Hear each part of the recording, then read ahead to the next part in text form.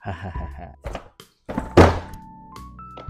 Kalau korang kaki pancing, benda ni sesuai untuk korang.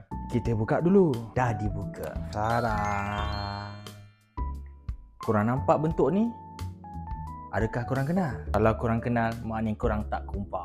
Jadi ini adalah rak untuk simpan rod pancing korang. You guys akan dapat instruction untuk cara pasang dan juga set of screw. Dah boleh pasang secara mudah sahaja.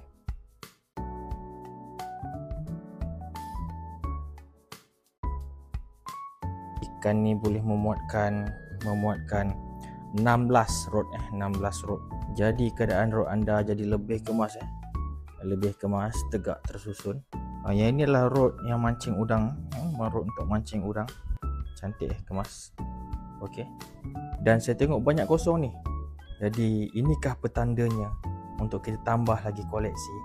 Yang berminat boleh dapatkan di bag